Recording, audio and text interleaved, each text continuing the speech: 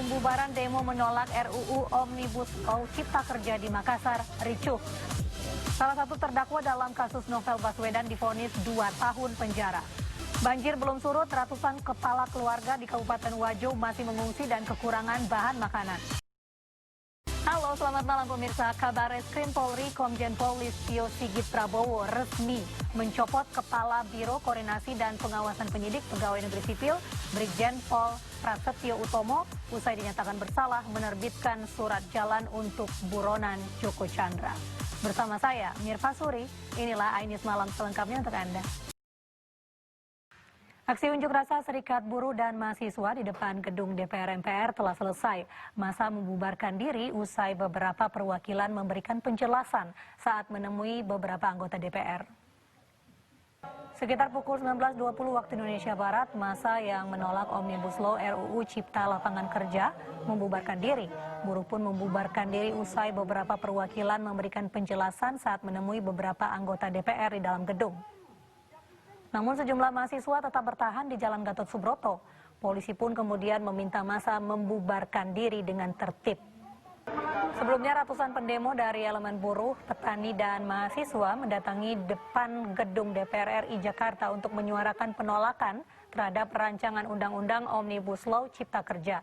Pendemo menyebut RUU Omnibus Law Cipta Kerja ini dinilai merugikan rakyat kecil, terutama kaum buruh. Puluhan pendemo bahkan naik ke pagar pembatas antara Jalan Arteri dengan tol dalam kota. Akibat demo, ruas Jalan Arteri dari arah Pancoran ke Selipi di depan gedung DPR ditutup. Unjuk rasa menolak RUU Omnibus Law Cipta Kerja juga berlangsung di Makassar, Sulawesi Selatan. Pembubaran aksi sempat diwarnai kericuhan. Unjuk rasa juga berlangsung di Kendari, Sulawesi Tenggara dan Medan, Sumatera Utara.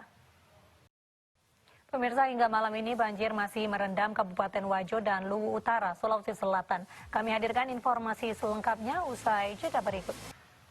Masa aksi yang menuntut adanya pembatalan pembahasan RUU HIP sudah membubarkan diri dari gedung DPR sore tadi. Masa aksi membubarkan diri dengan tertib. Mereka membubarkan diri seusai salah satu perwakilannya bertemu dengan pimpinan DPR. Salah satu perwakilan yang bertemu Ketua Badan Legislasi DPR itu adalah Ketua PA 212 Slamet Ma'arif. Perwakilan pimpinan DPR menjelaskan jika bola panas RUU HIP bukan ranah mereka, namun pimpinan DPR mengklaim jika akan tetap menyampaikan aspirasi masa aksi. Sebelumnya massa dari Gerakan Masyarakat Bawah Indonesia mengepung pagar belakang gedung DPR. Mereka menuntut agar DPR dapat mencabut RUU HIP serta membubarkan panitia kerja yang dianggap mencoreng Pancasila sebagai ideologi negara. Sejumlah Menteri Kabinet Indonesia Maju datang ke DPR untuk memberikan surat terkait sikap resmi pemerintah soal RUU haluan ideologi Pancasila yang selama ini menuai polemik. Para menteri mewakili Presiden Joko Widodo menyampaikan konsep RUU Badan Pembinaan Ideologi Pancasila menggantikan RUU HIP. Pada dasarnya pemerintah menolak 2 poin isi RUU HIP, diantaranya TAP MPRS tentang ajaran komunisme dan ketentuan soal Trisila dan Ekasila. Penolakan 2 poin tersebut merespon protes dari masyarakat. Sementara itu Puan Maharani berharap nantinya konsep RUU akan mendapat masukan dari masyarakat. Puan memastikan konsep RUU BPIP akan berbeda dengan RUU HIP karena telah menghilangkan sejumlah pasal yang dianggap kontroversi. Terkait dengan usulan RUU HIP diganti dengan rancangan Undang-Undang Badan Pembinaan Ideologi Pancasila, kami hadirkan kembali cuplikan dialog dengan Ketua Umum Persaudaraan Alumni 212 Slamet Ma'arif dan anggota DPR fraksi PDI Perjuangan Muhammad Nabil Harun dalam dialog Ainus sore hari ini. Pemirsa, hingga malam ini banjir di Wajo, Sulawesi Selatan belum juga surut. Ratusan kepala keluarga masih mengungsi dan kekurangan bahan makanan. Banjir di Wajo, Sulawesi Selatan belum juga surut malam ini, bahkan terus meninggi. Ratusan warga masih mengungsi di posko banjir dengan kondisi seadanya. Kini warga masih membutuhkan bantuan berupa makanan dan susu untuk balita. Banjir di Kabupaten Wajo, Sulawesi Selatan semakin meluas. Akibatnya puluhan desa dan kelurahan yang tersebar di 8 kecamatan terendam banjir dengan ketinggian 3,5 meter. Pemirsa, sejumlah warga korban banjir di Luwu Utara, Sulawesi Selatan masih mengungsi. Warga masih membutuhkan bantuan berupa air bersih, obat-obatan, hingga pakaian. Sudah 4 hari lamanya warga di Bukit Dusun Lawadi, Desa Rada, Luwu Utara, Sulawesi Selatan mengungsi. Warga masih membutuhkan sejumlah bantuan berupa air bersih, obat-obatan, pakaian, susu bayi, serta selimut. Warga berharap dapat direlokasi ke tempat yang lebih layak lantaran khawatir akan penyebaran COVID-19 karena berdesakan dengan pengungsi lain. Pemirsa, jumlah korban tewas akibat banjir di Luwu Utara, Sulawesi Selatan hingga Kamis sore mencapai 30 orang. 6 diantaranya belum teridentifikasi. Wanita pengemudi mobil yang menabrak 2 pengendara motor hingga tewas di Jakarta Timur ditetapkan sebagai tersangka. Selengkapnya kami hadirkan di iNews Malam usai jeda berikut. Wanita pengemudi kecelakaan maut yang menewaskan 2 pengendara motor di Jakarta Timur akhirnya ditetapkan sebagai tersangka. Meski sebagai tersangka, namun pelaku diperbolehkan pulang dan hanya wajib lapor. Pemirsa, polisi menangkap seorang pria yang diduga telah melecehkan secara seksual terhadap 10 anak di bawah umur. Dan untuk melancarkan aksinya, pelaku mengiming-imingi para korban dengan memberi uang Rp50.000. Polisi membekuk 3 pelaku pembobol mesin ATM di depan Jalan Lintas Medan Banda Aceh, Gedong Aceh Utara. Komplotan tersangka pembobolan mesin ATM ini merupakan mantan pekerja yang bertugas mengisi ulang uang di ATM cabang Lok Semawe. Sementara itu, pemirsa, seorang pengedar uang palsu ditangkap polisi di Pekanbaru Riau. Ia menggunakan uang palsu untuk membayar PSK. Komplotan pemalsu surat keterangan rapid test di Kota Waringin Barat, Kalimantan Tengah diciduk polisi. Sementara itu, seorang napi yang dibebaskan karena pandemi corona kembali berulah dengan mencuri mobil di kawasan Subang, Jawa Barat. Brigjen Prasetyo Utomo yang bersalah dalam kasus Joko Chandra tidak hadir dalam upacara pelepasan jabatannya yang digelar sore tadi. Kami hadirkan informasi selengkapnya sesaat lagi. Kabar Reskrim Polri Komjen Pol Listio Sigit Prabowo memimpin upacara pelepasan jabatan Kepala Biro Koordinasi dan Pengawasan Penyidik Pegawai Negeri Sipil, Brigjen Pol Prasetyo Utomo. Pencopotan jabatan dilakukan usai Prasetyo dinyatakan bersalah menerbitkan surat jalan untuk buronan Joko Chandra. Dalam upacara tersebut, Prasetyo Utomo tidak hadir. Ia jatuh sakit karena tensi tinggi dan dirawat di Rumah Sakit Polri Kramat Jati. Komjen Pol Listio Sigit Prabowo menegaskan pencopotan ini merupakan komitmen pimpinan Polri menjaga marwah institusi. Polri akan menindak tegas pelanggaran yang dilakukan oleh anggotanya. Selain itu, Bareskrim Polri meminta kepada Kadif Propram untuk memeriksa anggota yang terlibat di dalam pembuatan dan penggunaan surat jalan, termasuk red notice dan munculnya surat kesehatan atas nama Joko Chandra. Indonesia Police Watch mengapresiasi pencopotan Kepala Biro Koordinasi dan Pengawasan PPNS Bareskrim Polri Brigjen Pol Prasetyo Utomo terkait pemberian surat jalan kepada buronan kelas kakap Joko Chandra. Namun IPW juga mendesak agar Polri juga mencopot Sekretaris NCB Interpol Indonesia dan Kepala Pusdokes Polri lantaran diduga mengeluarkan surat bebas COVID-19 kepada Joko Chandra. IPW berharap agar Polri menindak Sekretaris NCB Interpol Indonesia Brigjen Nugroho Wibowo karena diduga mencabut red notice Joko Chandra. IPW mempertanyakan surat bebas COVID-19 dikeluarkan pada tanggal 19 Juni lalu untuk Joko Chandra dengan jabatan sebagai konsultan Biro Korwas PPNS Bareskrim. Ketua Presidium IPW Neta Espane meyakini ada persekongkolan jahat dari sejumlah oknum pejabat untuk melindungi Joko Chandra. Sementara itu, pengacara Joko Chandra, Anita Kolopaking, melaporkan akun Twitter @digembok ke Direktorat Siber Bareskrim Polri. Anita Kolopaking merasa difitnah karena dituduh terlibat dalam pelarian kliennya serta bertugas membuat IKTP Joko Chandra. Anita menyambangi kantor Bareskrim Polri Kamis siang. Meski demikian, dirinya menolak saat diwawancarai awak media. Kuasa hukum Joko Chandra, Anita, menjadi perbincangan publik setelah akun Twitter @digembok memunculkan dugaan keterlibatan Anita dalam pelarian buronan Joko Chandra. Pemirsa, terdakwa korupsi pengadaan alat kesehatan di Banten, Tubagus Khairi Wardana alias Wawan, divonis bersalah dalam sidang di Pengadilan Tipikor Jakarta hari ini. Wawan divonis 4 tahun penjara dan denda 200 juta rupiah. Dalam sidang vonis secara online, Majelis Hakim Tipikor Jakarta memvonis Wawan pidana penjara selama 4 tahun dan denda 200 juta rupiah subsidiar 6 bulan kurungan. Wawan terbukti korupsi pengadaan alat kesehatan di Banten yang merugikan negara lebih dari 94 miliar rupiah. Majelis Hakim juga menghukum Wawan untuk membayar uang pengganti senilai 58 miliar rupiah. Majelis Hakim Pengadilan Negeri Jakarta Utara menjatuhkan putusan terhadap 2 terdakwa penyerang penyidik KPK, Roni Bugis dan Rahmat Kadir. Rahmat Kadir divonis 2 tahun penjara, sementara rekannya Roni Bugis divonis 1 tahun 6 bulan. Sidang di Pengadilan Negeri Jakarta Utara dipimpin Hakim Ketua Juyamto serta 2 hakim anggota Taufan Mandala dan Agus Darwanta. Majelis Hakim sepakat terdakwa Rahmat Dakir dan Roni Bugis terbukti secara sah dan meyakinkan melakukan tindakan pidana bersama-sama menganiaya penyidik KPK Novel Baswedan. Ya, baik. Putusan yang dijatuhkan Majelis Hakim lebih tinggi dari tuntutan jaksa penuntut umum yang menuntut kedua terdakwa 1 tahun penjara.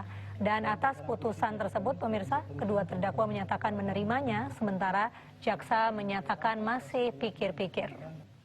Wali Kota Surabaya Tri Risma hari ini histeris saat pemakaman Kepala Dinas P5A di TPU Keputih, Surabaya. Kami hadirkan informasinya sesaat lagi. Wali Kota Surabaya Tri Risma hari ini histeris saat pemakaman Kepala Dinas Pengendalian Penduduk Pemberdayaan Perempuan dan Perlindungan Anak Chandra Orat Mangun di TPU Keputih, Surabaya, Jawa Timur. Risma pingsan ditinggal salah satu orang kepercayaannya. Tim gugus tugas penanganan COVID-19 Sumatera Selatan menelusuri kontak dekat karyawan TVRI positif corona yang meninggal dunia. Sementara setelah kantor TVRI ditutup, Gubernur Sumatera Selatan Herman Deru meminta agar rapid test dilakukan untuk seluruh karyawan TVRI Sumsel untuk memutus mata rantai penyebaran COVID-19.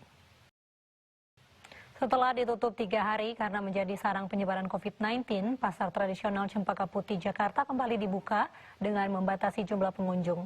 Petugas gugus tugas patroli keliling sambil memberi imbauan kepada para pedagang dan pembeli.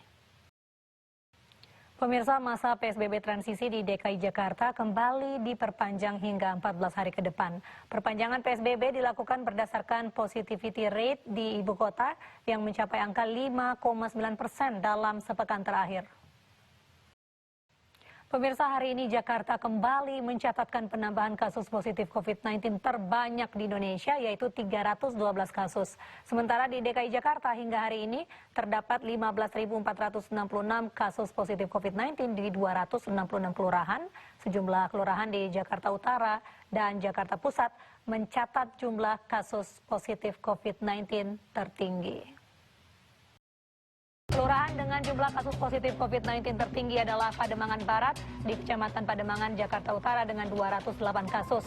Jumlah pasien sembuh 160 orang dan meninggal dunia 14 orang.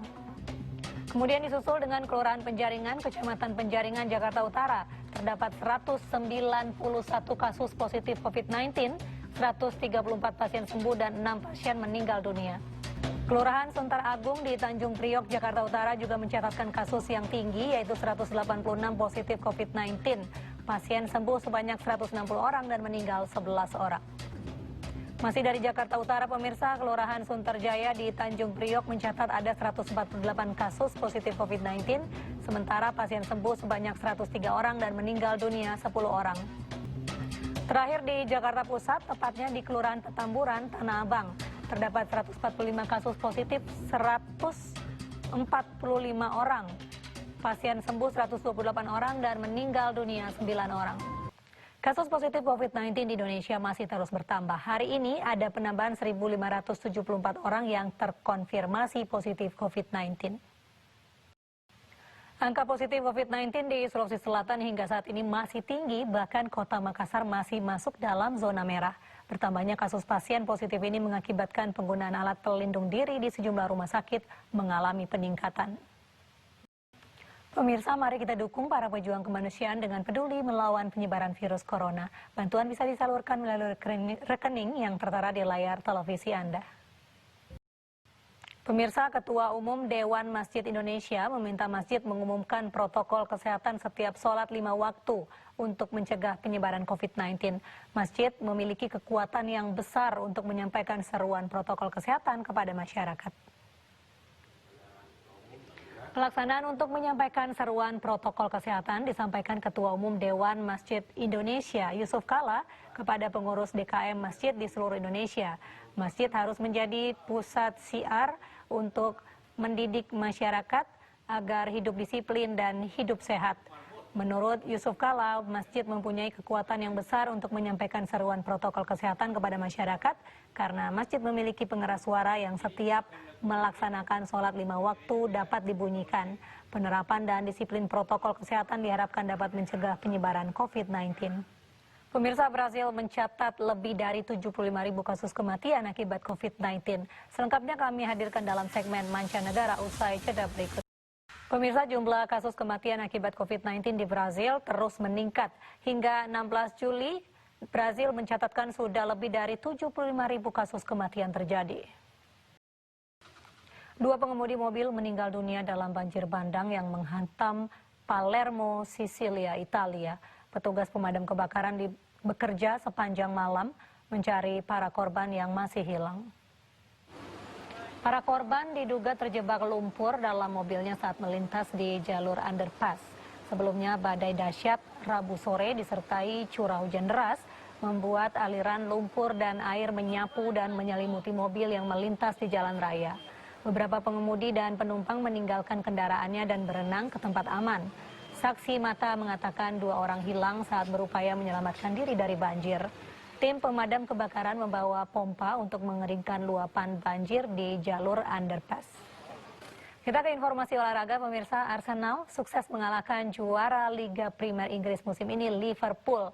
Poin penuh juga berhasil diraih Manchester City dan Tottenham Hotspur. Juventus kembali meraih hasil kurang baik kala menghadapi Sassuolo di Serie A Italia. Namun hasil itu tetap tak menggoyahkan Juve dari puncak klasemen sementara. Pemirsa, kabar duka datang dari dunia hiburan tanah air. Artis sekaligus komedian senior Omas dikabarkan meninggal dunia hari ini. Pelawak senior Omas menghembuskan nafas terakhir di rumahnya di Kampung Tipar, Cimanggis, Depok, Jawa Barat. Omas meninggal dunia di usianya yang ke-54 tahun. Mastur, adik almarhumah, mengatakan sebelum meninggal dunia, Omas memiliki riwayat penyakit paru-paru sejak bulan Ramadan lalu. Rencananya jenazah Omas akan dimakamkan esok hari di pemakaman yang tidak jauh dari rumah duka. Omas Wati lahir di Jakarta 3 Mei 1966. Omas mengawali karirnya dengan bermain lenong, kemudian berlanjut membintangi sejumlah sinetron dan acara komedi di televisi. Logat Betawi yang kental dan lawakannya yang khas membuat Omas memiliki karakter sendiri di dunia hiburan tanah air. Pemirsa, informasi tadi sekaligus menutup jumpa kita dalam iNews Malam. Akhirnya saya Mirva Suri dan kerabat kerja yang bertugas undur diri. Terima kasih, selamat malam, sampai jumpa.